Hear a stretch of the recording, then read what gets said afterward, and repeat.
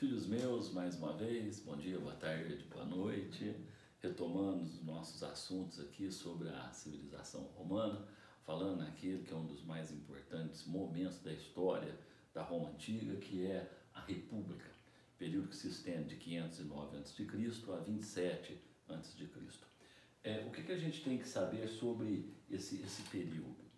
Esse aqui é o momento em que Roma deixa de ser uma mísera cidade-estado, fazendo jus às lendas que diziam que os romanos eram descendentes, né, os fundadores da cidade eram descendentes do deus da guerra. Os romanos nesse período vão promover uma série de campanhas militares bem-sucedidas, que vão permitir que Roma conquiste não só a Itália, mas toda a Europa Ocidental, o norte da África, a Península Balcânica, territórios ali no Oriente Próximo, como a Ásia Menor, a Síria, a Palestina, a Fenícia e assim por diante, tá? Então esse aqui é o momento que Roma deixa de ser uma pequena cidade-estado e torna-se a senhora do quê? De um vasto império territorial. Num primeiro momento, os romanos marcharam para o norte e conquistaram a Etrúria, tá? Derrotaram uma a uma as cidades etruscas e anexaram essa região entre o rio Arno e o rio Po aos domínios romanos, tá? Logo em seguida, os romanos mandaram suas legiões para o sul e acabaram conquistando uma a uma as cidades gregas daquela região que é a soleira ali da bota italiana e que os gregos chamavam de Magna Grécia. Consolidado o domínio de Roma sobre a Península Itálica, Roma entrou em atritos com uma potência que existia no norte da África, tá? Uma potência comercial marítima, a cidade de Cartago, uma antiga colônia fenícia que havia construído um império naquilo que nós chamamos de Mediterrâneo Ocidental. Entre 264 a 146 a.C., Roma promoveu três grandes campanhas militares contra Cartago. São as chamadas Guerras Púnicas, tá? Na primeira grande guerra púnica, Roma derrota Cartago e assume o controle da ilha da Córcega, da Sardenha e da Sicília.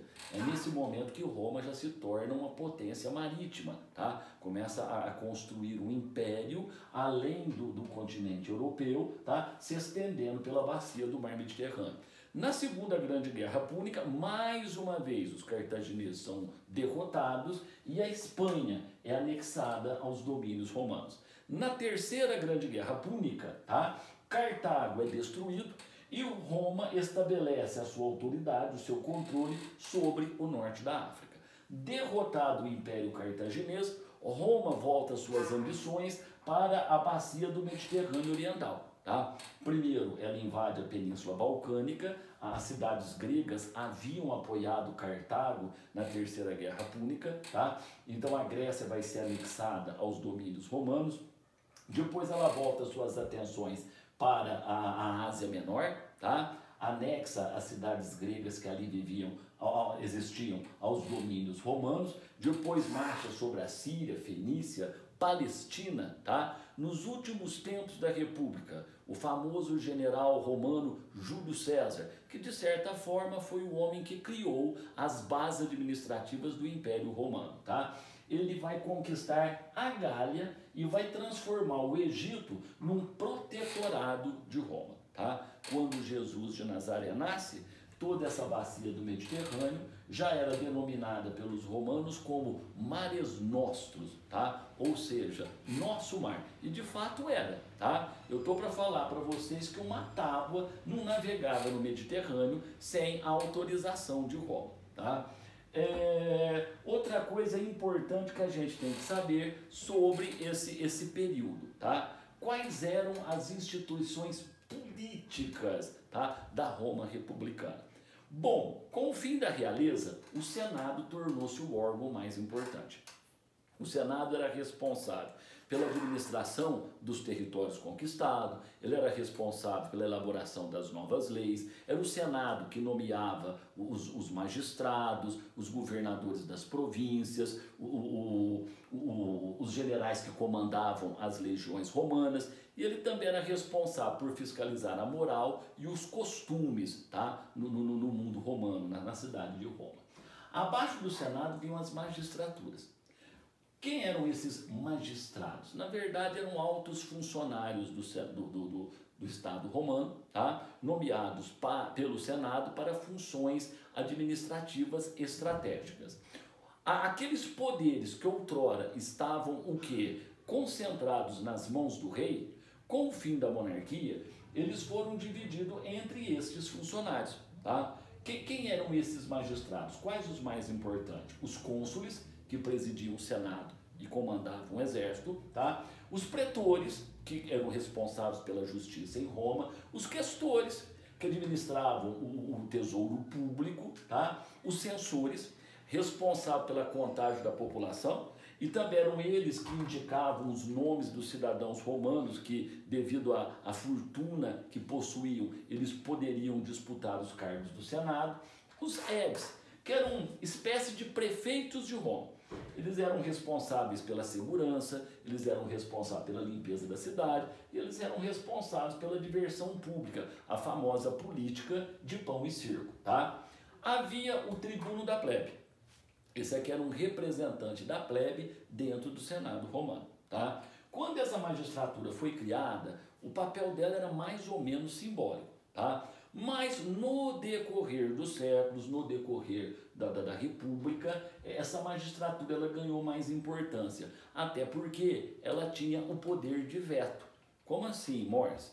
Uma lei criada pelo Senado, antes de entrar em vigor, tinha que passar pelo tribuno.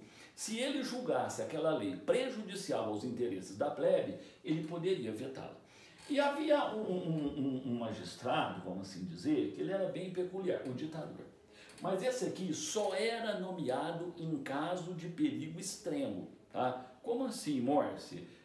Vamos dizer que a cidade estava cercada por um exército inimigo, no caso de uma rebelião de escravos, ou no caso de uma doença, tá, contagiosa, um surto endêmico ali que estava matando milhares de pessoas, tá? Ou no caso de uma guerra civil, uma luta interna.